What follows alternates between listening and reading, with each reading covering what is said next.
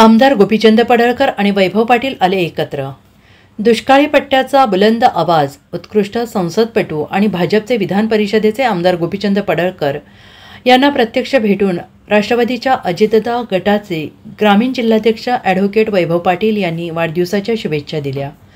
वाढदिवसाच्या शुभेच्छा देण्याच्या निमित्ताने आमदार गोपीचंद पडळकर आणि ॲडव्होकेट वैभव पाटील एकत्र आल्याने खानापूर मतदारसंघाच्या राजकीय पटलावर एकच खळबळ उडाली आहे। आमदार पडळकर आणि वैभवदादाच्या आजच्या या भेटीचे फोटो सोशल मीडियावर व्हायरल झाल्याने विधानसभा निवडणुकीत रंग भरण्यास सुरुवात झाली आहे।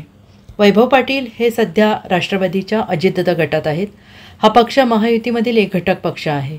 खानापूर मतदारसंघ महायुतीच्या जागा वाटपामध्ये शिवसेनेला जाणार असल्याने वैभव पाटील कोणत्या पक्षातून उभे राहणार याकडे मतदारसंघांच्या सगळ्यांच्या नजरा आहेत। कोणत्याही परिस्थितीत मैदान मारणारच असा चंग बांधून ते तयारी करत आहेत। ते पक्ष बदलून शरदचंद्र पवार गटाच्या तुतारीकडे लवकरच वळणार असल्याचं बोललं जात आहे। तर दुसरीकडे आमदार पडळकर यांचे ज्येष्ठ बंधू माजी सभापती ब्रह्मानंद पडळकर यांनी देखील कोणत्याही परिस्थितीत यंदाची विधानसभा निवडणूक लढवण्याची भूमिका घेत मतदारसंघात जनसंपर्क वाढवला आहे। दरम्यान आज वैभव पाटील यांनी बेरजेचे राजकारण करत विधानसभा निवडणुकीच्या पार्श्वभूमीवर नवा राजकीय डाव टाकत आमदार पडळकर यांना वाढदिवसानिमित्त झरे येथील गेस्ट हाऊसवर जात शुभेच्छा दिल्याने आगामी विधानसभा निवडणुकीच्या पार्श्वभूमीवर या दोघांमधील भेटीला विशेष महत्त्व प्राप्त झाले।